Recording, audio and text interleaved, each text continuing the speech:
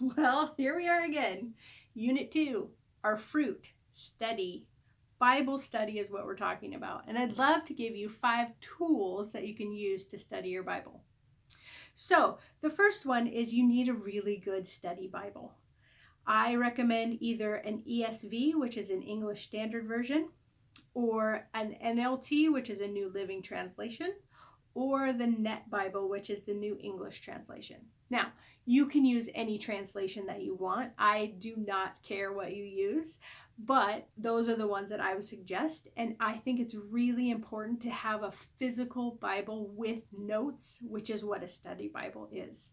Those notes can be super helpful when you're going through a difficult passage or when you're seeing something that sounds familiar and you think you've read it before but you're not sure. It will tell you if it's been somewhere else in the Word. The second tool for studying your Bible is pens and highlighters. If you are an office supply junkie, this is an excuse for you to go out and buy some new pens and highlighters.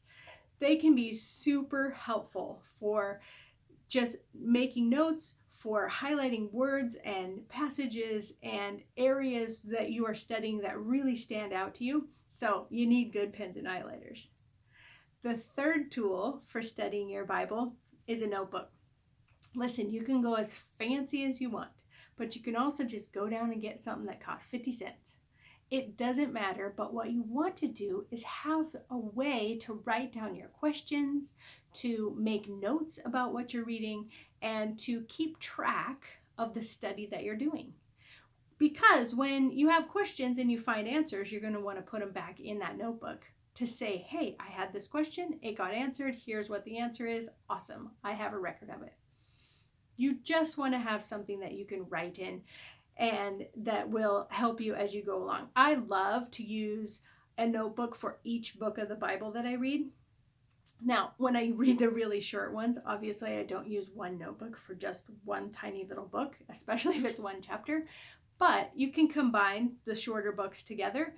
But it's nice to have just one notebook for a book of the Bible because it keeps everything organized. The fourth tool that I would suggest for studying the Bible is any additional resources that you would like to include. So this can be charts, maps, a dictionary, a concordance, any sort of extra history books that include a time period, anything that's helpful to you as you're reading through the book. I will also say that there are some great online resources for studying books of the Bible, just to give you kind of a clear picture of what is inside a book. And I have put those in the link below. You will find some things that I have just found very helpful, and I think that you will enjoy reading them and having them with you too.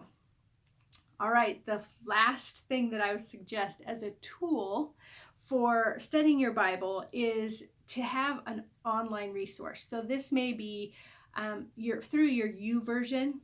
You can have all of these different translations. I would say Bible Gateway or Blue Letter Bible are great options.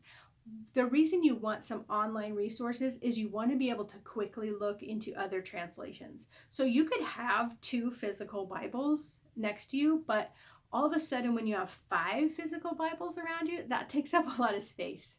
And so if you have an online resource, then you're going to have just at your fingertips the ability to look in your study Bible, read a passage, and then go quickly look into another translation and see what it says.